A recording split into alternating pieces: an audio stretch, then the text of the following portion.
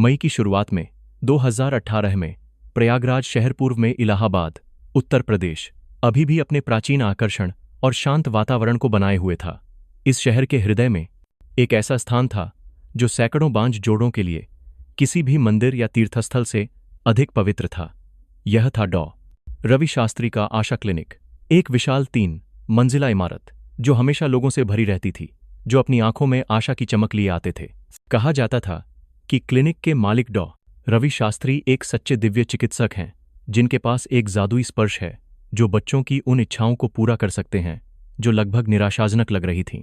उनकी दयालु मुस्कान, गहरी आवाज और समर्पित रवैया ने उन्हें अनगिनत परिवारों की नज़र में एक उद्धारकर्ता, एक परोपकारी व्यक्ति बना दिया था।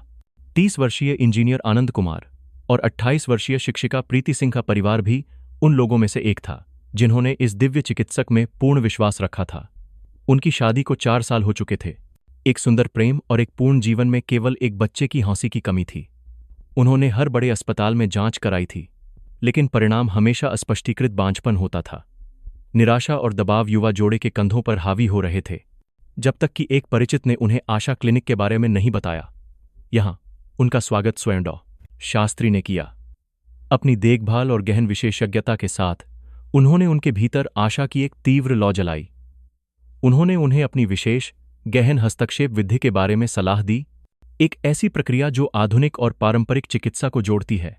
विशेष रूप से एक महत्वपूर्ण प्रक्रिया थी जिस पर उन्होंने जोर दिया कि यह सफलता की कुंजी थी। महिला को हल्की शामक की एक खुराक दी जाएगी ताकि उसका शरीर पूरी तरह से आराम की स्थिति में आ जाए, जिससे गर्भाशय में हस्तक्षेप की प्रभावशीलता अधिकतम हो सके। डॉ. शास्त्री ने बड़ी दृढ़ता से समझाया कि एक महिला का शरीर बहुत संवेदनशील होता है, यहां तक कि थोड़ी सी तनाव या चिंता भी मांसपेशियों को कस सकती है और सफलता दर को कम कर सकती है। यह विधि महिला को पूरी तरह से सहज महसूस कराएगी, जैसे कि वह एक छोटी सी झपकी ले रही हो। बिना किसी संदेह के आनंद और प्रीति ने डॉक्टर पर अपना पूरा विश्वास जताया। प्रक्रिया के दिन प्रीति को एक निजी कमरे में ले जाया गया।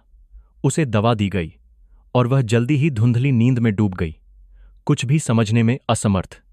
जब वह जागी तो उसने पूरे शरीर में अत्यधिक थकान, चक्कर आना और निचले क्षेत्र में हल्की असुविधा महसूस की। डॉ. शास्त्री ने समझाया कि ये दवा के सामान्य दुष्प्रभाव हैं और कुछ दिनों के आराम के बाद वह बेहतर महसूस करेंगी, और एक चमत्कार वास्तव में हुआ। सिर्फ 2 महीने बाद प्रीति ने खुशी से घोषणा की कि वह गर्भवती है। उसके बाद 9 महीने और 10 दिनों में एक मोटा, स्वस्थ बच्चा पैदा हुआ, जिसने पूरे परिवार और दोनों तरफ के रिश्तेदारों को असीम खुशी में रुला दिया। बच्चे का नाम आर्यन रखा गया, एक ऐसा नाम जिसमें पिता का उपनाम और उस डॉक्टर के प्रति आभार शामिल था जिसने बच्चे को इस दुनिया में लाया था। 2 साल बीत गए और आर्यन पूरे परिवार के प्यार और लाड़ प्यार में पला बढ़ा। वह बुद्धिमान, हंसमुख और विशेष रूप से सुंदर था, जिसकी बड़ी, दोहरी पलकें, एक पतली, ऊंची नाक और गोरी त्वचा थी। खुशी लगभग परिपूर्ण लग रही थी, लेकिन बेटे की बढ़ती प्रमुखता ने चुपचाप आनंद कुमार के दिल में संदेह के पहले बीज बो दिए। उन्होंने सबसे पहले एक अतार्किक बात महसूस करना शुरू किया। आनंद के पूरे पैतृक परिवार में दादा, दादी, माता, पिता से लेकर भाई बहनों तक किसी की भी दोहरी पलकें नहीं थीं। उन सभी की विशिष्ट एकल पलकें थीं। सभी की त्वचा भी गहरे रंग की और मजबूत थी, जबकि आर्यन पूरी तरह से अलग था। बच्चे का कोई भी पहलू आनंद या उसके पैतृक परिवार जैसा नहीं था। शुरू में उन्होंने सोचा कि बच्चा अपनी मां जैसा दिखता है, लेकिन फिर उन्होंने अपनी पत्नी की ओर देखा। प्रीति की भी केवल एक ही पलक थी, हालांकि उसकी त्वचा आनंद से कुछ हल्की थी। एक बार संदेह पैदा होने पर यह एक कीड़े की तरह होता है जो चुपचाप किसी के दिल को कुरेदता है। आनंद शांत हो गया या बिना किसी कारण के चिड़चिड़ा हो गया। उसने अपनी पत्नी को चोरी छिपे देखना शुरू कर दिया, हर फोन कॉल और हर संदेश पर ध्यान देना शुरू कर दिया। उसने अपने दिमाग में विश्वासघात के हजारों परिदृश्य बनाए। क्या यह हो सकता है कि बांझपन के इलाज के उन वर्षों के दौरान उसकी पत्नी कमजोरी के एक पल में किसी अन्य पुरुष की बाहों में गिर गई हो? इस विचार ने उसे दिन रात सताया, जिससे उसका जीवन पीड़ा की नरक में बदल गया। अब और सहन नहीं कर पाने के कारण उसने सच्चाई का पता लगाने का फैसला किया, भले ही वह सच्चाई कितनी भी भयावह क्यों न हो। उसने अपनी पत्नी से झूठ बोला कि वह कुछ दिनों के लिए दिल्ली के व्यापारिक दौरे पर जा रहा है, लेकिन वास्तव में उसने चुपके से आर्यन के कुछ बाल तब लिए जब वह सो रहा था। साथ ही अपने नाखून का एक कतरन लिया और अकेले ही राजधानी में एक प्रतिष्ठित डीएनए परीक्षण केंद्र के लिए रवाना हो गया। परिणामों की प्रतीक्षा के दिन उसके जीवन के सबसे लंबे दिन थे। वह डर भी रहा था और उम्मीद भी। वह सच्चाई का सामना करने से डरता था, लेकिन उसे उम्मीद थी कि यह सब उसकी कल्पना का फल है, कि परिणाम एक पुष्टि संख्या लौटाएंगे ताकि वह इस बोझ से मुक्त हो सके और वापस जाकर अपनी पत्नी और बच्चे से माफी मांग सके। लेकिन सच्चाई कभी कभी किसी की कल्पना से भी ज्यादा क्रूर होती है। परिणाम प्राप्त करने के दिन आनंद कांपते हुए लिफाफा खोला, उसकी उंगली संख्याओं और जटिल वैज्ञानिक शब्दों के माध्यम से अंतिम निष्कर्ष की ओर बढ़ी, और फिर उसकी पूरी दुनिया ढह गई। निष्कर्ष: 24 लोकी के विश्लेषण के आधार पर लेवान हाई आर्यन लेवान हाई के जैविक पिता होने की संभावना से बाहर हैं। पिता पुत्र के संबंध की संभावना 0% है। 0% वह गोल, ठंडी संख्या हर उम्मीद के दरवाजे को बंद कर देती है। सब कुछ स्पष्ट हो गया था।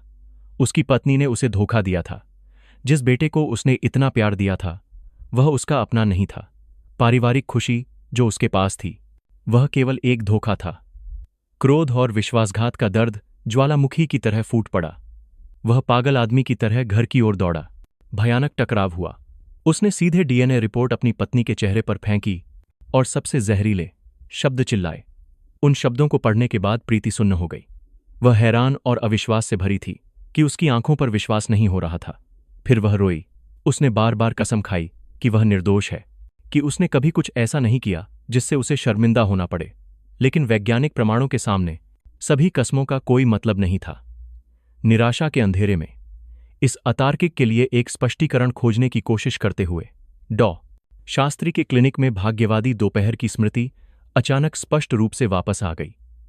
असामान्य थकान, चक्कर आना और जननांग क्षेत्र में असुविधा, वे सभी विवरण जिन्हें पहले नजरअंदाज कर दिया गया था, अब एक साथ जुड़े हुए हैं, जो केवल एक दिशा में इंगित करते हैं। वह आदमी। प्रीति ने आंसुओं में फुसफुसाते हुए कहा। सारा शरीर कांप रहा था। मुझे याद है, यह डॉक्टर शास्त्री थे। यह वही हो सकता है। उसने अपने पति को पूरी कहानी बताई, अपनी शंकाओं को बताया। एक बीमार परिकल्पना, एक कल्पना से भी परे क्रूर संभावना ने दोनों पति पत्नी के दिमाग में आकार लेना शुरू कर दिया। क्या यह संभव है कि धार्मिक डॉक्टर ने रोगी को शामक दवाओं के कारण असहाय होने का फायदा उठाकर अपने शुक्राणु के साथ सीधे बीज बोने के लिए दुष्ट विनिमय किया? आनंद के दिल में ईर्ष्या डॉक्टर पर घृणा और आक्रोश से बदल गई। उसने अपनी पत्नी को देखा, एक महिला जो केवल एक दयनीय शिकार थी, और फिर अपने बेटे को देखा जो अज्ञानता में था कि क्या हो रहा था। दर्द और अपमान को छोड़कर न्याय के लिए एक दृढ़ संकल्प उसके भीतर फूट पड़ा। इस अपराध को छिपाया नहीं जा सकता। स्वर्गदूत के रूप में पहने हुए दुष्ट व्यक्ति को प्रकाश में लाया जाना चाहिए। अगले दिन आनंद और प्रीति दोनों प्रयागराज में पुलिस मुख्यालय गए। वे एक पागल कहानी का एकमात्र प्रमाण डीएनए परीक्षण रिपोर्ट लेकर गए। उन्हें आपराधिक जांच विभाग के प्रमुख पुलिस अधीक्षक अमित वर्मा के कार्यालय में ले जाया गया। उनके सामने 50 साल से अधिक सपसम अखेसमिंड उम्र का एक आदमी बैठा था, जिसका माथा ऊंचा था, जिसकी आंखें तेज थीं, लेकिन फिर भी एक अजीब शांति थी। उन्होंने युवा जोड़े की कहानी सुनी, बिना बाधित किए, बिना किसी फैसले के। उन्होंने उस चमत्कारिक बच्चे के बारे में सुना, उन गुप्त संदेहों के बारे में जो शारीरिक अंतरों से उत्पन्न हुए, उस क्रूर डीएनए परिणाम के बारे में, और अंत में आशा क्लिनिक में ऑपरेटिंग टेबल पर जो हुआ उसके बारे में, उस भयानक परिकल्पना के बारे में। जब कहानी खत्म हुई तो पूरा कमरा खामोश हो गया। प्रीति अपने आंसुओं को रोक नहीं पाई और फूट फूट कर रोने लगी, जबकि आनंद ने मजबूत दिखने की कोशिश की। उसके कंधे जोर से कांप रहे थे। पुलिस अधीक्षक वर्मा थोड़ी देर के लिए चुप रहे। अपने कई दशकों के करियर के दौरान उन्होंने हर तरह के भयानक अपराधों का सामना किया था, लेकिन इस सीमा तक परिष्कृत और बीमार साधनों वाला मामला पहली बार था। एक ऐसा व्यक्ति जो रोगी के पूर्ण विश्वास का दुरुपयोग करता है, अपने चिकित्सा ज्ञान और शामक दवाओं का उपयोग करके कई बलात्कार करता है। यह केवल अपराध नहीं है, यह मानवीय प्रकृति का एक गहरा क्षरण है। वह जानता था कि यह कहानी अगर सच है तो एक भयानक सामाजिक भूकंप का कारण बनेगी। विषय: डॉ. रवि शास्त्री एक बहुत ही परिपूर्ण मुखौटा वाला व्यक्ति था, एक ऐसा व्यक्ति जिसका प्रभाव था और सैकड़ों परिवारों द्वारा सम्मानित किया जाता था। कोई भी असावधान जांच अनपेक्षित परिणाम देगी। मैं उस दर्द और सदमे को समझता हूं जिससे आप दोनों गुजर रहे हैं, अंततः पुलिस अधीक्षक वर्मा ने कहा। उनकी आवाज गंभीर और सहानुभूति से भरी हुई थी। पुलिस की ओर से, मैं इस आरोप को स्वीकार करता हूं। यह विशेष रूप से गंभीर प्रकृति का मामला है। मैं आपसे वादा करता हूं कि हम सच्चाई का पता लगाने के लिए इसे अंत तक जांचेंगे। हालांकि जांच की गोपनीयता और प्रभावशीलता सुनिश्चित करने के लिए उन्होंने दोनों से कहा कि वे ऐसा व्यवहार करें जैसे कुछ नहीं हुआ है, बच्चे के साथ सामान्य व्यवहार करें और किसी भी जानकारी को बाहर न जाने दें, यहां तक कि अपने करीबी दोस्तों के साथ भी नहीं। आनंद और प्रीति के चले जाने के बाद पुलिस अधीक्षक वर्मा ने तुरंत अपने सहायक अधीक्षकों और सबसे कुलीन जांचकर्ताओं के साथ एक आपातकालीन बैठक बुलाई। एक गुप्त कार्यबल का गठन तुरंत किया गया, जिसमें कोई कागजी रिकॉर्ड नहीं था और सभी जानकारी सीधे आदेशों के माध्यम से प्रसारित की जाती थी। कार्यबल के सामने पहली और सबसे बड़ी चुनौती डॉ. रवि शास्त्री का लगभग निर्दोष मुखौटा था। एक टोही टीम को विषय की पूरी तस्वीर को फिर से बनाने का काम सौंपा गया था। कई दिनों के काम के बाद उन्होंने जो परिणाम वापस लाए, उससे सभी का सिर हिल गया। रवि शास्त्री का रिकॉर्ड एक खाली कागज की तरह साफ था।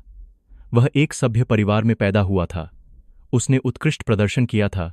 उसने दिल्ली के मेडिकल कॉलेज से सम्मान के साथ स्नातक किया था। निजी क्लिनिक खोलने से पहले प्रांतीय अस्पताल में काम करते समय उन्हें हमेशा एक डॉक्टर के रूप में आंका गया, जो अत्यधिक कुशल और रोगियों के लिए समर्पित था। व्यक्तिगत रूप से उनका शिक्षक के रूप में काम करने वाली पत्नी और 2 आज्ञाकारी, अच्छे ग्रेड वाले बच्चों के साथ एक खुशहाल परिवार था। वह शराब नहीं पीते थे, जुआ नहीं खेलते थे और उनके कोई भी अनैतिक संबंध नहीं थे। पड़ोसियों ने खुले तौर पर एक विनम्र, दयालु व्यक्ति के रूप में उनकी प्रशंसा की, जो गरीबों के लिए मुफ्त चिकित्सा परीक्षा प्रदान करते थे। हम भेड़ की खाल में एक आदर्श भेड़िए का सामना कर रहे हैं, पुलिस अधीक्षक वर्मा ने एक बैठक में निष्कर्ष निकाला।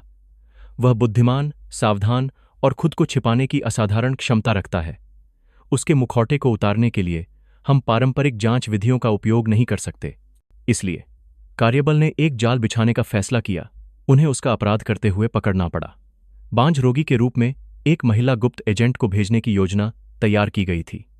एक युवा लेफ्टिनेंट अच्छे रूप और अभिनय कौशल के साथ को चुना गया। उसने एक विस्तृत नकली मेडिकल रिकॉर्ड बनाया और बच्चे होने की दिल को छू लेने वाली कहानी के साथ आशा क्लिनिक में गई। लेकिन योजना जल्दी ही विफल हो गई। रवि शास्त्री एक बहुत ही चालाक लोमड़ी था। उसने बड़ी सावधानी से महिला गुप्त एजेंट का स्वागत किया, उसकी कहानी सुनी, मेडिकल रिकॉर्ड की समीक्षा की और एक पूरी तरह से सामान्य उपचार योजना जारी की, जिसमें केवल दवाएं लेना और चक्र का पालन करना शामिल था। उन्होंने किसी भी गहन हस्तक्षेप विधि या शामक दवाओं के उपयोग का उल्लेख नहीं किया। 2 पुन परीक्षाओं के बाद उन्होंने केवल इतना कहा कि उसकी स्थिति को और अधिक समय और धैर्य की आवश्यकता है और फिर उसे घर भेज दिया। इस विफलता ने कार्यबल को 2 बातें दिखाईं। सबसे पहले, रवि शास्त्री अविश्वसनीय रूप से चौकस था। दूसरा, और इससे भी महत्वपूर्ण बात यह है कि उसने हर किसी पर हमला नहीं किया। उसके पास शिकार चुनने की एक बहुत ही गहन प्रक्रिया थी, जो उन कारकों पर आधारित हो सकती है जिनके बारे में जांचकर्ता अभी तक नहीं जान पाए थे। अभिनय करने के लिए और अधिक लोगों को भेजने में केवल समय बर्बाद होगा और उजागर होने का जोखिम बढ़ जाएगा। जांच फिर से एक गतिरोध पर आ गई। उनके पास एक विश्वसनीय आरोप था, लेकिन आगे के सबूत इकट्ठा करने का कोई तरीका नहीं था। दिव्य चिकित्सक का मुखौटा बहुत ठोस था, लेकिन पुलिस अधीक्षक अमित वर्मा आसानी से हार मानने वाले नहीं थे। जब वे सीधे हमला नहीं कर सकते थे, तो उन्होंने एक घुमावदार मार्ग लेने का फैसला किया, एक साहसिक और अप्रत्याशित चाल। यदि वे उसे अपराध करते हुए नहीं पकड़ सकते थे, तो कम से कम उन्हें कुछ तो मिल ही जाना चाहिए। क्लिनिक के सभी रोगियों की एक सूची। पहली घुसपैठ योजना की विफलता ने कार्यबल के मनोबल पर छाया डाल दी थी। उनके दुश्मन डॉ. रवि शास्त्री ने खुद को एक पुराने लोमड़ी साबित कर दिया था, जो अविश्वसनीय रूप से चतुर और चौकस थी। उन्होंने किसी भी अनुमानित पैटर्न के अनुसार काम नहीं किया, जिससे उन्हें अपराध करते हुए पकड़ना लगभग असंभव हो गया। जांच एक झल्लाहट वाली स्थिति में आ गई। उन्हें यकीन था कि अपराध हो रहा है, लेकिन संदिग्ध के परिपूर्ण मुखौटे को भेदने का कोई तरीका नहीं था। समय का दबाव बढ़ रहा था और हर बीतते दिन के साथ एक और शिकार भेष में एक चिकित्सक के जाल में फंस सकता था। कमांड सेंटर में वातावरण बेहद तनावपूर्ण था। कई योजनाओं को अत्यधिक जोखिम भरा या अव्यावहारिक होने के कारण प्रस्तुत किया गया और खारिज कर दिया गया। सबसे निराशाजनक पल में पुलिस अधीक्षक अमित वर्मा ने एक ऐसा निर्णय लिया जिसकी किसी को उम्मीद नहीं थी। यह एक ऐसा कदम था जिसने उनके दृढ़ संकल्प और अद्वितीय अपराध समाधान सोच को स्पष्ट रूप से प्रदर्शित किया। अगर हम मुख्य दरवाजे से प्रवेश नहीं कर सकते, उन्होंने कहा, आशा क्लिनिक के आरेख की ओर इशारा करते हुए, तो हम पीछे के दरवाजे से प्रवेश करेंगे। अगर हम उनसे रोगियों के रूप में संपर्क नहीं कर सकते हैं, तो हम उनसे नियामक के रूप में संपर्क करेंगे। मैं आर्थिक अपराध दस्ते को आशा क्लिनिक में एक आश्चर्यजनक और व्यापक कर ऑडिट करने का निर्देश देने का फैसला करता हूं। यह निर्णय शुरू में कुछ आश्चर्य का कारण बना। आर्थिक अपराध और कई बलात्कार का मामला असंबंधित प्रतीत होता था, लेकिन पुलिस अधीक्षक वर्मा ने अपनी योजना के पीछे के तर्क को स्पष्ट रूप से समझाया। कर ऑडिट एक पूरी तरह से कानूनी पेशेवर गतिविधि है। यह अधिकारियों को क्लिनिक के सभी रिकॉर्ड, पर्ची और सबसे महत्वपूर्ण बात, कंप्यूटर सिस्टम तक पहुंचने की अनुमति देता है, जिसमें बिना किसी आपराधिक जांच की शंका उठाए रोगी डेटा होता है। यह एक परिपूर्ण ट्रोजन हॉर्स होगा, जो उनके तकनीकी विशेषज्ञों को दुश्मन के गढ़ तक ले जाएगा। योजना को गुप्त रूप से लागू किया गया था। कुछ दिनों बाद आर्थिक अपराध दस्ते के अधिकारियों के साथ एक बहु एजेंसी निरीक्षण दल अचानक आशा क्लिनिक में दिखाई दिया। निरीक्षण का आदेश राजस्व की घोषणा और चालान के उपयोग में अनियमितताओं के कारण जारी किया गया था। डॉ. रवि शास्त्री कुछ हद तक आश्चर्यचकित होने के बावजूद शांत और सहयोगी थे। उन्हें अंदाजा नहीं था कि कर निरीक्षण दल उनके खिलाफ लक्षित एक विशेष अभियान का एक घटक था। उन्होंने बड़े उत्साह के साथ दल को काम पर आमंत्रित किया। लेखा विभाग को अनुरोध के अनुसार सभी रिकॉर्ड और बहीखाते उपलब्ध कराने का आदेश दिया। उन्होंने माना कि उनकी वित्तीय प्रणाली पूरी तरह से साफ थी और यह ऑडिट जल्द ही बिना किसी परिणाम के समाप्त हो जाएगा। यही उनकी घातक गलती थी। जबकि आर्थिक अपराध स्क्वाड के अधिकारियों ने शास्त्री और कर्मचारियों का ध्यान आकर्षित करने के लिए व्यवस्थित रूप से रिकॉर्ड की जांच की, दल के एक अन्य सदस्य आपराधिक जांच विभाग के एक उच्च तकनीकी विशेषज्ञ ने गुप्त रूप से प्राथमिक मिशन का प्रदर्शन किया। सर्वर पर स्थापित प्रबंधन सॉफ्टवेयर की जांच करने के बहाने उन्होंने क्लिनिक के केंद्रीय कंप्यूटर सिस्टम तक पहुंच प्राप्त की। कुछ त्वरित पेशेवर कार्यों के साथ 30 मिनट से भी कम समय में क्लिनिक का पूरा डेटाबेस, जिसमें रोगी सूची, उपचार इतिहास और पिछले 3 वर्षों के उपचार प्रोटोकॉल शामिल थे, को पूरी तरह से कॉपी कर लिया गया था और एक एन्क्रिप्टेड बाहरी हार्ड ड्राइव पर डाल दिया गया था। निरीक्षण दिन के अंत में समाप्त हो गया। कार्यदल केवल रिकॉर्ड रखने में कुछ मामूली त्रुटियों के बारे में एक ज्ञापन लिखकर चला गया। डॉ. रवि शास्त्री ने राहत की सांस ली और निरीक्षण दल को दरवाजे तक विदा किया, यह मानते हुए कि वह अभी एक सामान्य निरीक्षण से गुजरे हैं। उन्हें जरा भी पता नहीं था कि उनके सभी रहस्य, उन सभी पीड़ितों की सूची जिन्हें उन्होंने फंसाया था, अब कार्यबल के हाथों में सुरक्षित हैं। मुख्यालय लौटने पर काम करने का माहौल पहले से कहीं अधिक उन्मत्त हो गया। अभी एकत्र किया गया डेटा एक सोने की खान थी, लेकिन यह विशाल जानकारी का एक लैंडफिल भी था। कार्यबल का अगला काम उस सोने को खोजना और उसका विश्लेषण करना था। वनिता क्लिनिक में सफल इलाज कराने और बच्चे पैदा करने वाले 100 से अधिक जोड़ों की सूची के साथ गुप्त एजेंटों ने एक चुपचाप लेकिन सावधानीपूर्वक प्रयास शुरू किया। उन्होंने प्रत्येक पड़ोस और प्रत्येक गांव में जाकर इन परिवारों के जीवन के बारे में गुप्त रूप से जानकारी प्राप्त की। उन्होंने सीधे तौर पर नहीं पूछा। उन्होंने पड़ोसियों से जानकारी प्राप्त करने के लिए चालाकी से बातचीत करने के लिए जनगणना कर्मियों और सामाजिक कार्यकर्ताओं के रूप में प्रस्तुत किया। उन्होंने आम विशेषताओं, संदिग्ध संकेतों, उन बच्चों की तलाश की जो अपने पिता से पूरी तरह से अलग थे, उन परिवारों की तलाश की जिनके पति को प्रजनन क्षमता को प्रभावित करने वाली बीमारियों का इतिहास था, या उन जोड़ों की तलाश की जिनके बच्चों के जन्म के बाद असामान्य स्नेह थे। स्क्रीनिंग लगभग 2 सप्ताह तक चली और 100 से अधिक मामलों में से कार्यबल ने लगभग 10 परिवारों को संकुचित कर दिया जिनमें सबसे संदिग्ध विशेषताएं थीं। इनमें से एक मामला पुलिस अधीक्षक वर्मा का ध्यान आकर्षित किया। यह 3 वर्षीय बेटे वाले एक निर्माण सामग्री स्टोर के मालिक परमेश कुमार का परिवार था। विशेष रूप से परमेश के बेटे का बाहरी रूप में मामले के शुरुआती शिकार आर्यन से अजीब तरह से मिलता जुलता था। दोनों बच्चों की दोहरी पलकें और एक पतली ऊंची नाक थी, ऐसी विशेषताएं जो कागज पर दोनों पिताओं में से किसी में भी नहीं थीं। पुलिस अधीक्षक वर्मा जानते थे कि अगले कदम को उठाने का समय आ गया है, एक कदम जो अविश्वसनीय रूप से संवेदनशील था और पूरे अभियान की सफलता या विफलता का फैसला कर सकता था। उन्हें इन पतियों में से एक से संपर्क करना होगा और उसे गुप्त डीएनए परीक्षण कराने के लिए राजी करना होगा। संदिग्ध 10 परिवारों की सूची पुलिस अधीक्षक अमित वर्मा के डेस्क पर एक टाइम बम की तरह रखी हुई थी। उनमें से प्रत्येक नाम एक त्रासदी हो सकता है, एक ऐसा परिवार जिसे एक भयानक अपराध की नींव पर बनाया जा रहा है। वह जानता था कि कार्यबल का अगला कदम अविश्वसनीय रूप से जोखिम भरा होगा। उन्हें इनमें से एक परिवार से संपर्क करना होगा और पति को गुप्त डीएनए परीक्षण में सहयोग करने के लिए राजी करना होगा। यदि वे सफल होते हैं तो उनके पास दूसरा प्रमाण होगा जो रवि शास्त्री के पूरे साम्राज्य को उखाड़ फेंकने के लिए पर्याप्त होगा। लेकिन अगर वे असफल होते हैं, अगर पति ने सहयोग करने से इनकार कर दिया या बदतर बाहर जानकारी लीक कर दी, तो पूरे अभियान का पतन हो जाएगा और पुराने लोमड़ी रवि शास्त्री के पास बाकी सभी निशानों को मिटाने के लिए पर्याप्त समय होगा। कई दिनों के विचार विमर्श के बाद चुने गए लक्ष्य 32 वर्षीय एक निर्माण सामग्री स्टोर के मालिक परमेश कुमार का परिवार था। उनका चयन न केवल उनके बेटे की अलग अलग दिखावट के कारण किया गया था, बल्कि उनके स्वयं के कारण भी किया गया था। जांच से गुप्त एजेंटों ने निष्कर्ष निकाला कि परमेश एक बुद्धिमान व्यक्ति था, शिक्षित था और अपने परिवार से बहुत प्यार करता था। उन्हें आसानी से मूर्ख नहीं बनाया जाएगा, लेकिन एक बार जब उन्हें तर्क के साथ आश्वस्त कर लिया जाता है तो वह एक ठोस सहयोगी होंगे।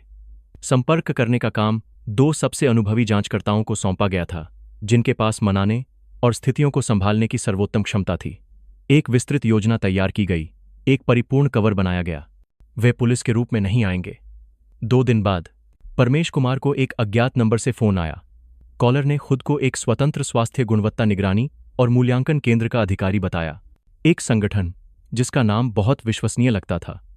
उन्होंने कहा कि वे देश भर में उन्नत बांझपन उपचार विधियों पर एक गहन सर्वेक्षण कर रहे हैं और रवि शास्त्री का क्लिनिक सर्वेक्षण के अधीन है।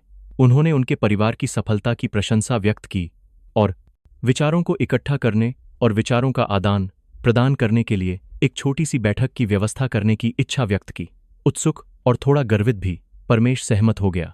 बैठक एक फैंसी कॉफी शॉप में आयोजित की गई थी, जो इतनी अलग थी कि इससे कोई ध्यान आकर्षित नहीं होगा। 2 स्वास्थ्य अधिकारियों, एक पुरुष और एक महिला, अच्छी तरह से कपड़े पहने, सम्मान से बोलने वाले, जल्दी से परमेश की सहानुभूति प्राप्त करने में सफल रहे। उन्होंने रवि शास्त्री की प्रतिभा और अच्छी नैतिकता की प्रशंसा करके कहानी शुरू की और उनके परिवार की खुशी पर बधाई दी। खुले माहौल बनाने के बाद उन्होंने धीरे धीरे बातचीत को मुख्य मुद्दे पर लाया। श्रीमान परमेश कुमार, पुरुष अधिकारी ने शुरू किया, जिसकी भूमिका एक पुलिस उपाधीक्षक ने निभाई थी। हम रवि शास्त्री की विधि को पूरी तरह से मान्यता देते हैं, जो सैकड़ों परिवारों को खुशी दिलाने में एक सफलता है। हालांकि क्षेत्र में रिकॉर्ड की समीक्षा करते समय हमारी प्रणाली में कुछ नगण्य असामान्यताओं को नोट किया गया, जिन्हें हमें विधि के भविष्य के लिए पूर्णता और पूर्ण सुरक्षा सुनिश्चित करने के लिए स्पष्ट करने की आवश्यकता है। परमेश ने थोड़ा सा माथा टेका। असामान्य? असामान्य कैसे? ओह, चिंता करने की कोई बात नहीं, महिला अधिकारी, एक प्रमुख आपराधिक मनोवैज्ञानिक ने आश्वस्त करते हुए मुस्कुराया। यह सिर्फ संख्याओं का मामला है। उदाहरण के लिए, हमने पाया कि इस विधि से पैदा हुए बच्चों का बहुत छोटा प्रतिशत है जिनके स्वास्थ्य या आनुवंशिक विशेषताओं के कुछ संकेतक हैं जो प्रारंभिक अपेक्षा से थोड़े अलग हैं। हमें लगता है कि यह हस्तक्षेप के दौरान किसी नई दवा के साइड इफेक्ट के कारण हो सकता है। रवि शास्त्री की प्रतिष्ठा की रक्षा के लिए और यह सुनिश्चित करने के लिए कि उनकी विधि 100% सुरक्षित है, हमें आपके जैसे कुछ विशिष्ट परिवारों की मदद की बहुत आवश्यकता है। बातचीत को अविश्वसनीय रूप से चतुराई से किया गया। उन्होंने किसी भी नकारात्मक चीज का उल्लेख नहीं किया, लेकिन केवल विधि को पूरा करने, सुरक्षा सुनिश्चित करने और प्रतिष्ठा की रक्षा करने की बात की। वे जांच के अधीन होने से परमेश को एक सहयोगी में बदल रहे थे, एक ऐसा व्यक्ति जो विज्ञान की मदद कर रहा था। तो आप लोग चाहते हैं कि मैं क्या मदद करूं? परमेश ने पूछा। उसकी रक्षा कम हो गई थी और फिर निर्णायक झटका दिया गया था। हम कुछ परिवारों के लिए पूरी तरह से मुफ्त और पूरी तरह से गोपनीय उपचार के बाद स्वास्थ्य जांच कार्यक्रम लागू कर रहे हैं। कार्यक्रम में सामान्य परीक्षण और सबसे महत्वपूर्ण बात, पिता और बच्चे दोनों के लिए गहन आनुवंशिक स्क्रीनिंग का एक पैकेज शामिल है, उप पुलिस अधीक्षक ने कहा, प्रत्येक शब्द पर जोर देते हुए। इस स्क्रीनिंग पैकेज का परिणाम हमें किसी भी संदेह को दूर करने के लिए सबसे सटीक वैज्ञानिक डेटा प्राप्त करने में मदद करेगा, चाहे वह साइड इफेक्ट के बारे में कितना भी छोटा क्यों न हो। आपकी भागीदारी न केवल आपके परिवार को अपने स्वास्थ्य की पूरी तरह से जांच करने में मदद करेगी, बल्कि यह समुदाय के लिए भी एक अमूल्य योगदान होगा, जिससे हजारों अन्य जोड़ों को यह विधि तलाशते समय अधिक आत्मविश्वास मिलेगा। पूरा कमरा खामोश हो गया। परमेश मूर्ख नहीं था, उन्होंने समझा कि इन वैज्ञानिक और मानवीय शब्दों के पीछे एक गहरा अर्थ है। आनुवंशिक स्क्रीनिंग। उन दो शब्दों ने एक गुप्त चिंता को छेद दिया, एक संदेह जो शायद कभी उसके अवचेतन में मौजूद था, लेकिन उसने कभी सामना करने की हिम्मत नहीं की। उसे अचानक दोस्तों की टिप्पणियां याद आईं कि उसका बेटा कायल अपने पिता जैसा बिल्कुल नहीं दिखता, बस एक फिल्म स्टार जैसा दिखता है। उसे अचानक वे पल याद आए जब उसने खुद को दर्पण में देखा, अपने और अपने बेटे के बीच एक समानता खोजने की कोशिश की, लेकिन वह असहाय था। परमेश के दिमाग में एक जोरदार आंतरिक संघर्ष हुआ। एक तरफ वह विश्वास नहीं करना चाहता था, वह अपनी पत्नी और बच्चे से प्यार करता था, वह अपनी मौजूदा पारिवारिक खुशी को तोड़ना नहीं चाहता था, लेकिन दूसरी ओर सच्चाई जानने की जिज्ञासा और मजबूरी बढ़ गई। अगर यह सब सिर्फ एक भ्रम था, तो एक परीक्षण उसे इन मूर्खतापूर्ण संदेहों को पूरी तरह से दूर करने और शांति से जीने में मदद करेगा। और अगर कोई भयानक सच्चाई है, तो इससे बचने का कोई उपाय नहीं है। परमेश के चेहरे पर झिझक को देखते हुए महिला पुलिस उपाधीक्षक ने एक आखिरी बात कही, एक बात जो पिता होने के मानस को सीधे प्रभावित करती है। यह सब सच्चाई और आपके बेटे के भविष्य के लिए है। अंत में लंबे समय तक मौन रहने के बाद परमेश ने सिर हिलाया। ठीक है, मैं सहमत हूं। योजना सफल रही। अगले दिन एक महिला नर्स जो एक गुप्त एजेंट भी थी, नमूना लेने के लिए परमेश कुमार के घर आई। सब कुछ अविश्वसनीय रूप से पेशेवर और गुप्त तरीके से किया गया। बच्चे के कुछ बाल और पिता के मुंह से एक म्यूकोसल नमूना एकत्र किया गया और सावधानी से सील कर दिया गया। दूसरी नमूना सील वाली लिफाफे को पुलिस अधीक्षक वर्मा के डेस्क पर रखा गया। यह पहले लिफाफे से भी भारी था, क्योंकि इसमें न केवल एक परिवार का भाग्य था, बल्कि एक पूरे अभियान के लिए दरवाजे खोलने की कुंजी भी थी। नमूने को एक बार फिर रात में ही दिल्ली भेज दिया गया। फिर एक और इंतजार शुरू हो गया, लेकिन इस बार कमांड सेंटर में तनाव के साथ आत्मविश्वास भी था। उनका मानना था कि वे सही रास्ते पर हैं। उनका मानना था कि सच्चाई का खुलासा होने वाला है। एक बार फिर पूरा कार्यबल एक जोरदार प्रतीक्षा में डूब गया, लेकिन इस बार प्रतीक्षा और भी बड़े भार के साथ आई। यदि पहला डीएनए परीक्षण परिणाम एक भयानक परिकल्पना के साथ सामने आया, तो यह दूसरा परिणाम एक पुष्टि होगी जो कई वर्षों से एक व्यवस्थित अपराध के निर्विवाद प्रमाण के रूप में काम करेगा। पुलिस अधीक्षक अमित वर्मा अपने कार्यालय में बैठे थे और उनकी मेज पर चाय का प्याला जाने कब से ठंडा हो गया था। वह समझ गए कि आने वाला परिणाम न केवल एक अभियान का भाग्य तय करेगा, बल्कि दर्जनों सैकड़ों लोगों की खुशियों और त्रासदियों का भी निर्धारण करेगा। इस बीच शहर में कहीं और परमेश कुमार भी जलते हुए कोयलों पर बैठे हुए अपने दिन बिता रहे थे। परीक्षण कराने के लिए सहमत होने के बाद से वह काम पर ध्यान केंद्रित नहीं कर पा रहे थे। दो स्वास्थ्य अधिकारियों के चालाकी भरे शब्दों ने उनके दिल में संदेह के बीज बो दिए थे, जिन्हें बुझाना असंभव था। उन्होंने अपने बेटे को अलग तरह से देखना शुरू कर दिया। एक अनजाने में परीक्षा के साथ उन्होंने समानताएं खोजने की कोशिश की, लेकिन जैसे जैसे उन्होंने खोज की, उन्हें केवल अंतर ही नजर आए। एक भयानक सच्चाई का डर बढ़ने लगा और उन पर हावी हो गया। अंत में चौथे दिन की दोपहर को वह कॉल आया जिसका हर कोई इंतजार कर रहा था। अभी भी फोरेंसिक विज्ञान संस्थान के डिप्टी डायरेक्टर की स्पष्ट आवाज है। इस बार उनकी आवाज में आश्चर्य नहीं था, केवल गंभीरता और निश्चितता थी। पुलिस अधीक्षक अमित वर्मा, हमारे पास परमेश कुमार के नमूनों का तुलनात्मक परिणाम है। कोई आश्चर्य की बात नहीं है। परिणाम पूरी तरह से पहले मामले के अनुरूप है। परमेश कुमार का डीएनए और बच्चे का डीएनए पूरी तरह से असंबंधित है। हम पुष्टि कर सकते हैं कि वह बच्चे के जैविक पिता नहीं हैं। कमांड सेंटर में कोई जयकारे नहीं थे, केवल एक भारी चुप्पी थी। सच्चाई की खोज का आनंद पूरी तरह से अपराध के पैमाने के प्रति घृणा से ढक गया था।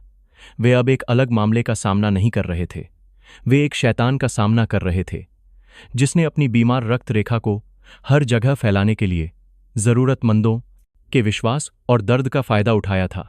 साफ हो गया। पुलिस अधीक्षक वर्मा ने केवल एक संक्षिप्त प्रतिक्रिया दी, लेकिन उनकी आवाज में बर्फ की तरह ठंडा निश्चय था। धन्यवाद साथियों। तत्काल एक आपातकालीन बैठक बुलाई गई। दो निर्विवाद डीएनए परीक्षण परिणामों के साथ दो पूरी तरह से अलग अलग परिवारों से जांच दल के पास अब डॉ. रवि शास्त्री के व्यवस्थित आपराधिक आचरण को साबित करने के लिए पर्याप्त प्रारंभिक प्रमाण थे। पुलिस अधीक्षक वर्मा ने तुरंत सभी रिकॉर्ड, जिसमें 2 जांच परिणाम और विशेष रूप से लगभग 20 पन्नों की एक मोटी अपराध डायरी शामिल थी, को राज्य के लोक अभियोजक के संस्थान के निदेशक को सौंप दिया। उन निर्विवाद वैज्ञानिक प्रमाणों और चिकित्सा आवरण के तहत ढके हुए कई बलात्कार की साजिश के बारे में कड़वी तर्कों के साथ निदेशक ने बिना किसी झिझक के प्रतिक्रिया दी। उन्होंने मेज पर थप्पड़ मारा। उनकी आवाज रोष से भरी हुई थी। उसे तुरंत गिरफ्तार करो। इस तरह के डॉक्टर के रूप में छिपे शैतान को एक और दिन समाज में नहीं रहने देना चाहिए। डॉ. रवि शास्त्री के घर के साथ वनिता क्लिनिक की अचानक तलाशी और हिरासत में रहने के लिए संदिग्ध को गिरफ्तार करने का वारंट उसी दोपहर को स्वीकृत किया गया। एक बिजली हमले की योजना तैयार की गई थी। कार्य करने का समय अगले दिन सुबह 9:00 बजे निर्धारित किया गया था, जो क्लिनिक में सबसे व्यस्त समय था। लक्ष्य न केवल संदिग्ध को गिरफ्तार करना था, बल्कि सभी रिकॉर्ड, कंप्यूटर, बहीखाते और उपकरण को भी मौके पर ही जब्त करना था, जिससे उन्हें किसी भी सबूत को नष्ट करने का कोई मौका न मिले। अगली सुबह, जब वनिता क्लिनिक अभी भी सामान्य रूप से काम कर रहा था, दर्जनों जोड़ों के साथ चुपचाप इंतजार कर रहे थे, आशा की कुछ चमक लिए हुए। कई आधिकारिक कारें चुपचाप आ गईं। 20 से अधिक गुप्त अपराध सैनिक धीरे धीरे सामने और पीछे के दरवाजों से प्रवेश किए, जल्दी से सभी स्थानों को नियंत्रित किया। डॉ. रवि शास्त्री अपने निजी कार्यालय में बैठे थे, अभी भी अपनी दयालु मुस्कान और शांत आवाज के साथ एक जोड़े को सलाह दे रहे थे। उन्हें पता नहीं था कि उन्होंने जो अपराध साम्राज्य बनाया था वह ढहने वाला था। दरवाजे को खोलकर पुलिस अधीक्षक अमित वर्मा अपनी वर्दी में 2 जांचकर्ताओं के साथ अंदर गए। रवि शास्त्री ने ऊपर देखा। इस अचानक रुकावट पर थोड़ी हैरानी और असुविधा महसूस की, लेकिन फिर भी अपने प्रतिष्ठित बाहरी रूप को बनाए रखा। माफ करना, आप लोग कौन हैं? क्या आप नहीं देख रहे हैं कि मेरे पास मरीज हैं? पुलिस अधीक्षक वर्मा ने जवाब नहीं दिया। उन्होंने केवल जोड़े को अस्थायी रूप से बाहर जाने का इशारा किया। फिर वह आगे बढ़े और बंदी को हिरासत में लेने के लिए हिरासत में लेने का आदेश सीधे रवि शास्त्री के सामने मेज पर रख दिया। श्रीमान रवि शास्त्री, पुलिस अधीक्षक वर्मा ने अपनी आवाज को कठोर करते हुए कहा, आप पर बलात्कार के आरोप में जांच के लिए गिरफ्तार किया गया है। कृपया अनुपालन करें। रवि शास्त्री की आंखें चश्मे के पीछे चौड़ी हो गईं। वे एक पल के लिए झिझके और फिर ठहाके लगाने लगे। घमंड और तिरस्कार भरी हंसी। बलात्कार? क्या आप मजाक कर रहे हैं? क्या आप जानते हैं कि मैं कौन हूं? यहां जरूर एक गंभीर गलतफहमी हुई होगी। मेरी प्रतिष्ठा ऐसी चीज नहीं है जिसे आप इतने हल्के में अपमानित कर सकते हैं। मेरे वकील आप लोगों के साथ काम करेंगे। वह अभी भी अपने परिपूर्ण आवरण पर विश्वास करते थे। वह अभी भी मानते थे कि कोई भी उस प्रतिष्ठा आप लोगों के साथ काम करेंगे रहस्य का पता नहीं लगा पाएगा जिसे उन्होंने इतने सालों से छिपा रखा था। हम कोई गलती नहीं कर रहे हैं, पुलिस अधीक्षक वर्मा ने कहा। उसकी चाकू जैसी तेज निगाहें सीधे उस पर टिकी रहीं। हमारे पास यह साबित करने के लिए पर्याप्त सबूत हैं कि आपने न केवल एक व्यक्ति का बलात्कार किया, बल्कि कई लोगों का बलात्कार किया। और हम यह भी जानते हैं कि आपने यह कैसे किया। फिर उन्होंने इशारा किया। 2 लंबे अपराध सैनिक आगे बढ़े और रवि शास्त्री के दोनों ओर खड़े हो गए। सर्द हथकड़ी निकाली गई। इस समय तक रवि शास्त्री के होठों पर मुस्कान गायब हो गई थी। उनकी आंखों में एक वास्तविक घबराहट झलकने लगी। उन्हें यह एहसास होने लगा कि यह कोई मजाक नहीं है। आपके पास कोई अधिकार नहीं है। यह झूठा आरोप है। वह चिल्लाने लगा, उठने की कोशिश कर रहा था, लेकिन विरोध करने के लिए अब बहुत देर हो चुकी थी। दिव्य चिकित्सक के हाथों को कसकर बंद कर दिया गया। उसी समय बाहर अन्य टीमें पूरे क्लिनिक पर मुहर लगा रही थीं। सभी रोगी रिकॉर्ड, कंप्यूटर, हार्ड ड्राइव और इलेक्ट्रॉनिक भंडारण उपकरणों को जब्त कर लिया गया। पूरे क्षेत्र में सम्मानित डॉक्टर को अब अपने ही परिसर से हाथ बांधकर बाहर निकाला गया। रोगियों और कर्मचारियों की अचंभित, चकित निगाहों के बीच से गुजरते हुए छल और दूसरों के दर्द पर निर्मित एक अपराधी साम्राज्य पलक झपकते ही ढह गया। जब उन्हें एक परिवहन ट्रक में ले जाया गया तो रवि शास्त्री अभी भी अपनी जबान बंद किए हुए थे। वह बस चुप रहा, लेकिन उसका दिमाग घूम रहा था। वह समझ नहीं पा रहा था कि वे यह कैसे जान पाए कि उसकी योजना इतनी परिपूर्ण है। उन्हें नहीं पता था कि कोई भी अपराध, चाहे कितनी भी चालाकी से छुपाया गया हो, एक दिन प्रकाश में आएगा। मैदान पर लड़ाई खत्म हो गई थी, लेकिन एक नई लड़ाई, उसे पूरी तरह से नंगा करने के लिए पूछताछ कक्ष में एक लड़ाई अभी शुरू हुई थी। डॉ. रवि शास्त्री को हिरासत में ले लिया गया था, लेकिन शुरू के दिनों में उन्होंने बहुत शांत और सहयोगी रवैया बनाए रखा। उन्होंने लगातार दावा किया कि यह एक गंभीर गलतफहमी थी, जो कि वनिता क्लिनिक की प्रतिष्ठा को कमजोर करने के लिए प्रतिस्पर्धियों की साजिश थी। उन्होंने अपने वकील से मिलने का अनुरोध किया और संदिग्ध सूची में शामिल रोगियों से संबंधित सीधे किसी भी प्रश्न का उत्तर देने से इनकार कर दिया। उनका मानना था कि 2 अलग अलग डीएनए मामलों के साथ उनके वकील अभी भी स्थिति को पलट सकते हैं, दावा कर सकते हैं कि यह एक प्रयोगशाला त्रुटि थी या यहां तक कि एक निर्माण भी था। वह अभी भी उस आवरण की पूर्णता पर विश्वास करते थे जो उन्होंने बनाया था। इस बीच हाईटेक क्राइम पुलिस स्टेशन में एक और शांत लड़ाई हो रही थी। शास्त्री के क्लिनिक और घर से जब्त किए गए सभी कंप्यूटर सिस्टम, हार्ड ड्राइव और स्टोरेज डिवाइस को एक साथ लाया गया। विशेषज्ञों का मिशन सुरक्षा परतों को तोड़ना, सबसे गहरे छिपे हुए सबूतों को खोजना था। विशेष रूप से शास्त्री के व्यक्तिगत लैपटॉप को कई अविश्वसनीय रूप से जटिल एन्क्रिप्शन परतों द्वारा संरक्षित किया गया था, जिससे पता चलता है कि इसका मालिक एक ऐसा व्यक्ति है जो प्रौद्योगिकी के बारे में जानकार है और एक सुपर महत्वपूर्ण रहस्य छुपा रहा है। सबसे अच्छे साइबर सुरक्षा विशेषज्ञों को अथक प्रयास करना पड़ा। उन्होंने डिक्रिप्शन एल्गोरिदम चलाए, पैटर्न खोजने के लिए शास्त्री की कंप्यूटर उपयोग की आदतों का विश्लेषण किया। तनाव में समय बीतता गया। पूरे कार्यबल को पता था कि यह लैपटॉप ही पांडोरा बॉक्स है जिसमें अपराध के वास्तविक पैमाने के जवाब हो सकते हैं। और 2 दिनों के कठोर परिश्रम के बाद एक हल्की खुशी की चीख सुनाई दी। अंतिम एन्क्रिप्शन परत टूट गई थी। रवि शास्त्री का व्यक्तिगत डेस्कटॉप स्क्रीन पर आ गया। जांचकर्ताओं ने एक डिजिटल खुदाई शुरू की। हजारों फाइलों को व्यवस्थित रूप से व्यवस्थित किया गया। चिकित्सा अनुसंधान पेपर, वित्तीय रिकॉर्ड, पारिवारिक तस्वीरें। बाहर से यह एक सफल बुद्धिजीवी का कंप्यूटर था, लेकिन कार्यबल ने किसी भी ऐसी फाइल को नजरअंदाज नहीं किया जो संदिग्ध लगे। और फिर उन्हें यह मिल गया, एक एक्सेल फाइल जिसे बहुत ही पेशेवर और स्पष्ट नाम से प्रच्छन्न किया गया था। उपचार प्रोटोकॉल वदों पर शोध और अनुकूलन। यह फाइल एक द्वितीयक पासवर्ड परत द्वारा भी सुरक्षित थी, लेकिन इस बार पासवर्ड तोड़ना आसान हो गया। अपने अहंकार के आधार पर विशेषज्ञों ने उनके अपने नाम और उनके द्वारा प्राप्त चिकित्सा पुरस्कारों से संबंधित कुछ संयोजनों का प्रयास किया और नरक का द्वार खुल गया। भीतर की सामग्री संख्याएं या अनुसंधान ग्राफ नहीं थी। यह एक अपराध डायरी थी जिसे सावधानीपूर्वक, शांत ढंग से और अस्वस्थ तरीके से प्रलेखित किया गया था। पहले कॉलम में 86 महिला रोगियों के नामों की सूची थी। प्रत्येक नाम के आगे हेरफेर की तारीख, स्वास्थ्य संकेतक और एक विशेष नोट कॉलम था।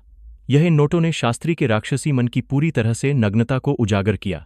वही परिवार के लिए एक और पीड़ित नाम के आगे कमजोर गर्भाशय में सहायता के लिए हस्तक्षेप किया गया। सफलता दर 70% है। अधिक निगरानी की आवश्यकता है।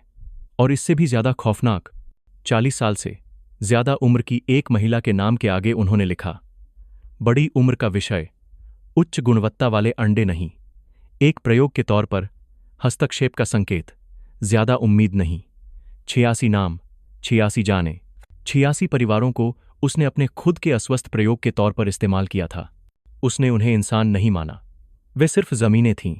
और उसने खुद को बीज बोने और फैसला करने का अधिकार दिया कि कौन से बीज अच्छे थे और कौन सी जमीनें संभावित थीं। यह सूची एक निर्विवाद सबूत थी। गुनाहगार ने खुद स्वीकारोक्ति लिखी थी। आखिरी पूछताछ आखिरकार की गई। रवि शास्त्री को कमरे में लाया गया। उसने फिर भी शांति से चेहरे के भाव बनाए रखे। शायद वह अब भी अपने वकील के साथ कानूनी चालें चल रहा था। अमित वर्मा ने एक भी शब्द नहीं कहा। उन्होंने चुपचाप मेज पर 2 डीएनए जांच के नतीजों की प्रतियां और एक्सेल फाइल की लगभग 20 पन्नों की अपराध डायरी रख दी। रवि शास्त्री ने डीएनए जांच के नतीजों की ओर देखा। उसका चेहरा थोड़ा सिकुड़ा, लेकिन जब उसकी नज़र एक्सेल फाइल की मुद्रित प्रतियों पर उन जानी पहचानी लाइनों पर पड़ी तो उसका चेहरा बदरंग हो गया। शांति टूट गई। उसकी आंखें बड़ी हो गईं, डर और अविश्वास से भरी हुईं। उसने अपनी खुद की लिखी उन अस्वस्थ टिप्पणियों को घूरकर देखा और फिर अमित वर्मा की ओर देखा। उसका पूरा शरीर कांपने लगा। वह जान गया था कि वह पूरी तरह हार गया है। और फिर ठीक उसी तरह जैसे अपने क्लिनिक में जब उसे जीत पर पूरा भरोसा हो गया था, तो उसने अब अभिनय करना बंद कर दिया था। दुख से टूटने के बजाय उसके होंठों पर एक पागलपन भरी मुस्कान छा गई। वह कुर्सी पर पीछे की ओर झुका और एक शैतान के आखिरी भाषण की शुरुआत की। आप लोग समझ नहीं सकते, उसने औसत दर्जे के दिमाग वाले लोगों पर दया दिखाते हुए कहा। मैंने किसी का बलात्कार नहीं किया। बलात्कार घटिया लोगों का काम है जो जानवर जैसी प्रवृत्ति से संचालित होते हैं। मैंने जो किया वह एक कला है, एक महान मिशन है। उसने तथाकथित यूगेनिक्स थ्योरी और नस्ल को बेहतर बनाने के बारे में काफी देर तक बोलना शुरू कर दिया। उसका मानना था कि समाज दिन ब दिन कमजोर होता जा रहा है क्योंकि बुरे जीन शारीरिक और मानसिक रूप से कमजोर जोड़ों के बहुत ज्यादा बच्चे होते थे, जबकि उसकी तरह ही उत्कृष्ट लोग पूरे जीन सेट के साथ और ज्यादा योगदान नहीं कर सकते थे। मैं उन पर एहसान कर रहा हूं, उसने कहा। उसकी आंखें अस्वस्थ तरीके से चमक उठीं। मैंने छांटा। मैंने सिर्फ उन स्वस्थ महिलाओं को चुना जिनकी नींव अच्छी थी, ताकि वे मेरे खून को लेकर चल सकें। मैंने उत्कृष्ट बच्चे पैदा किए, ऐसे बच्चे जो इस समाज का भविष्य बनेंगे। उन बच्चों को देखो, क्या वे स्वस्थ नहीं हैं? क्या वे बुद्धिमान नहीं हैं? क्या उनके परिवार खुश नहीं हैं? मैं समाज के लिए अच्छा कर रहा हूं। उसकी कही हुई बातों ने पूरे कमरे को नफरत से भर दिया। उसने सिर्फ गुनाह ही नहीं किया था, बल्कि अपने गुनाह को सही ठहराने के लिए अस्वस्थ विचारों की एक पूरी व्यवस्था का निर्माण भी किया था। उसे जरा भी पछतावा नहीं था। उसे सच में विश्वास था कि वह एक मसीहा है, एक रचनाकार है। मुझे गिरफ्तार करना एक गलती है, उसने यह कहते हुए अपनी बात खत्म की। आप लोग प्रगति के खिलाफ जा रहे हैं। आप एक उत्कृष्ट जीन पूल को बुझा रहे हैं। इतिहास आपको परखेगा। रवि शास्त्री की स्वीकारोक्ति से जांच की फाइलें बंद हो गईं, लेकिन इससे पहले कभी ना देखी गई बड़े पैमाने के सामाजिक त्रासदी का अध्याय खुल गया। अब जांच करने वाली टीम की जिम्मेदारी गुनाहगारों को पकड़ने की नहीं थी, बल्कि 80 से ज्यादा परिवारों तक उस खौफनाक सच को पहुंचाने की थी। वे लोग आज भी खुशहाल जीवन जी रहे थे। उन्हें इस बात का जरा भी एहसास नहीं था कि उनकी खुशी गुनाह पर बनी हुई है। समस्या की गंभीरता और संवेदनशीलता को समझते हुए एक खास अंतर मंत्रालयी समिति का गठन किया गया, जिसमें क्षेत्रीय पुलिस प्रमुख, स्वास्थ्य विभाग और श्रम, शहीद और समाज कल्याण विभाग के नेता शामिल थे। इसमें शीर्ष मनोवैज्ञानिक और वकील भी शामिल थे। हर परिवार तक पहुंचने की योजना बहुत सावधानीपूर्वक बनाई गई थी, जिसका सबसे बड़ा लक्ष्य था सदमे को कम करना और पीड़ितों की बेहतरीन तरीके से मदद करना। लेकिन एक ऐसी सच्चाई के लिए कोई तैयारी काफी नहीं थी जो इतनी बेरहम थी।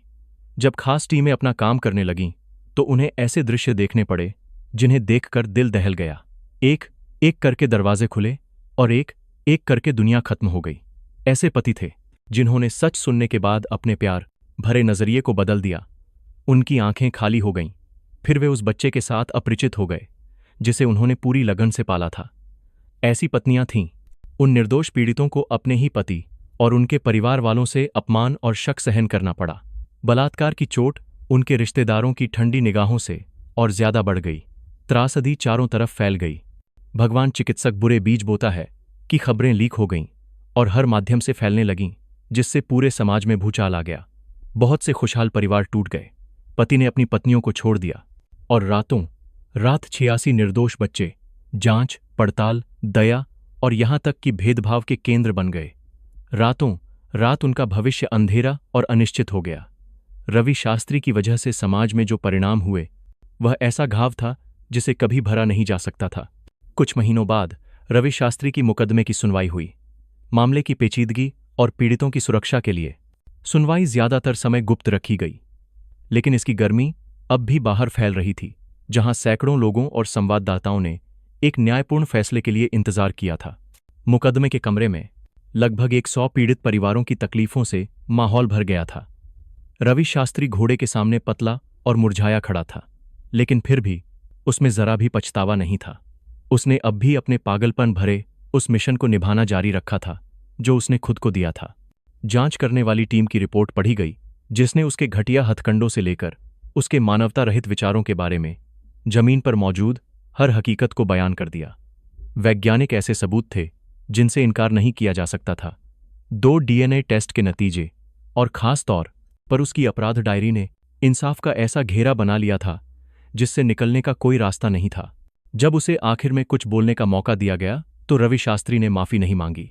उसने अपना वह भाषण फिर से शुरू कर दिया जिसमें उसने नस्ल को बेहतर बनाने की बात कही थी और जिंदगी को जारी रखने का मिशन करने की बात कही थी। उसकी कही हुई बातों ने मुकदमे के कमरे में मौजूद लोगों में इतना गुस्सा भर दिया कि पीड़ित परिवारों की तकलीफें और ज्यादा बढ़ गईं। सलाहकार समिति के सदस्यों से विचार विमर्श करने के बाद मुकदमे की अध्यक्षता करने वाले जज ने पूरी सख्ती से कहा कि अभियुक्त रवि शास्त्री का व्यवहार चिकित्सा के पेशे का अपमान है। यह इंसानियत की तौहीन है जिसे बर्दाश्त नहीं किया जा सकता। मरीजों के पवित्र भरोसे का फायदा उठाते हुए अभियुक्त ने जान बचाने की जगह गुनाह किया। उसने चिकित्सा विज्ञान को अपनी अस्वस्थ भावनाओं और अपने दिमाग में मौजूद गुमराह विचारों को पूरा करने का एक जरिया बना लिया। अभियुक्त के गुनाहों की वजह से समाज में बहुत बड़ी त्रासदी हुई। यह सैकड़ों लोगों के जीवन को बर्बाद करेगा और पीढ़ियों तक इसका असर रहेगा। इस गुनाह को कानूनी तौर पर सबसे कड़ी सजा मिलनी चाहिए। अदालत में मौजूद सभी लोगों को यह जानकारी दी जाती है कि अभियुक्त रवि शास्त्री को कई बार कई लोगों के साथ बलात्कार करने का दोषी पाया जाता है और उसने अपना पेशा और पीड़ितों की बेबसी का फायदा भी उठाया है।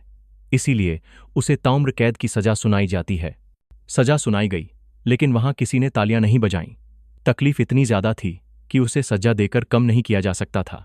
बड़ों के लिए इंसाफ कर दिया गया था, लेकिन उन 86 निर्दोष बच्चों के भविष्य का सवाल हमेशा एक ऐसी तकलीफ रहेगा जिसका कोई जवाब नहीं है। गुनाहों का मामला बंद हो गया था, लेकिन यह हमेशा बुरे से बुरे सबक छोड़ जाएगा। यह दिखाएगा कि बुराई कभी कभी राक्षस के रूप में नहीं आती, बल्कि ब्लैक के ओवरकोट के पीछे, दयालु मुस्कान और नैतिकता के बारे में बताई गई बातों के पीछे छिपी रहती है। वनिता क्लिनिक का मामला हमेशा चिकित्सा के पेशे और समाज के इतिहास में एक दर्दनाक दाग रहेगा। यह उन लोगों के लिए एक डरावनी चेतावनी है जो विश्वास पर भरोसा करते हैं, और यह भी दिखाता है कि जो गुनाह सबसे भयानक होते हैं वह कभी कभी ऐसी जगहों पर पैदा होते हैं जिन पर हम सबसे ज्यादा भरोसा करते हैं।